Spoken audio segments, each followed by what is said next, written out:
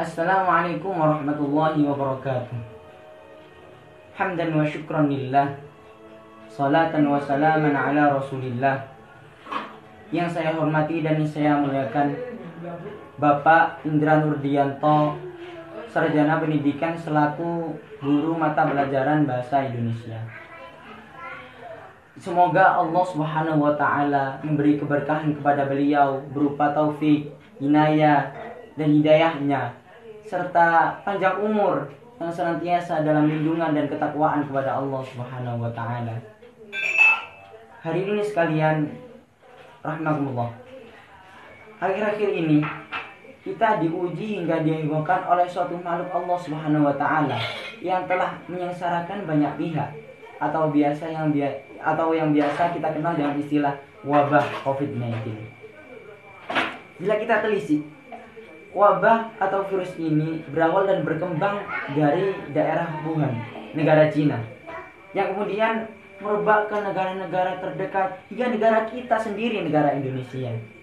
Nah, salah satu di antara penyebab adanya virus ini dikatakan oleh Badan Kesehatan Dunia bahwa ada sekelompok oknum di daerah Cina yang mereka setiap harinya makan makanan terlarang.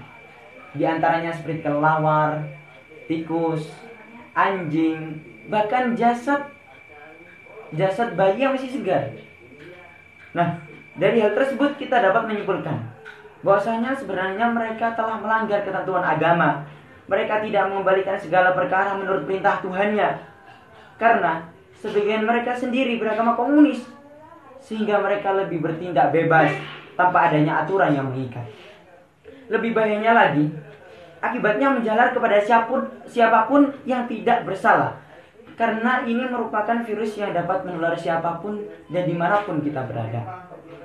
Allah Subhanahu wa Ta'ala berfirman dalam Al-Quran surat Al-Imran ayat 109 yang berbunyi, walillahi ma fis samawati wa ma fil ard wa ilallahi turja'ul umur, yang artinya, dan milik Allah lah segala apa yang di dalam langit dan apa yang di dalam bumi, dan kepada Allah lah segala perkara dikembalikan.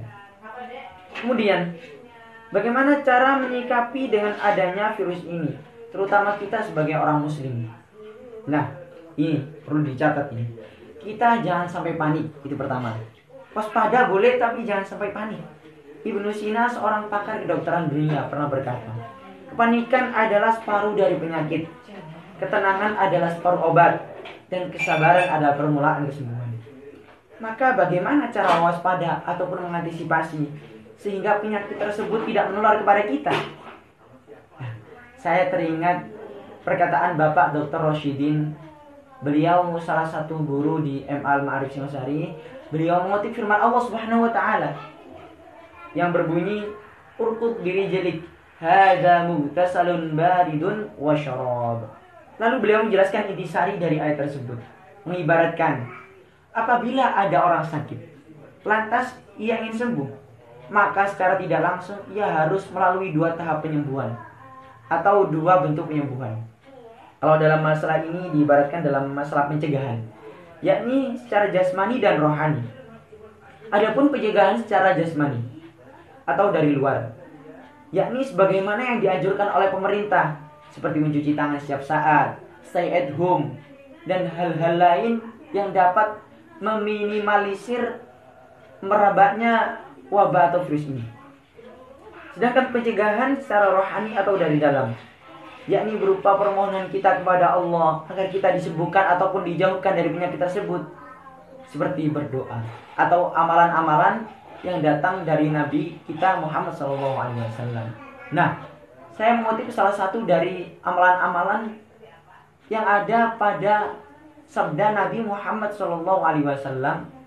Beliau pernah berkata, yang artinya, barang siapa yang mengucapkan di pagi dan sore hari sebanyak 3 kali, maka tidak akan membahayakannya sesuatu pun di pagi dan sore harinya. Nah, doa tersebut berbunyi, Bismillahilladzi la yadurru ma'asmihi syai'un fil ardi wala fis sama wa huwas samiul alim. Oleh karena itu, sekarang hanya usaha dan doa yang dapat kita lakukan. Kita berdoa agar wabah tersebut tidak bertambah menular kemana-mana dan segera selesai disertai usaha. Di samping itu, pihak medis dan pemerintah yang berusaha bagaimana cara menanggulanginya. Demikian yang dapat saya sampaikan.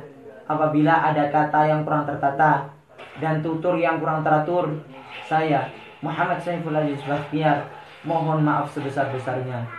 Semoga bermanfaat. Assalamualaikum warahmatullahi wabarakatuh.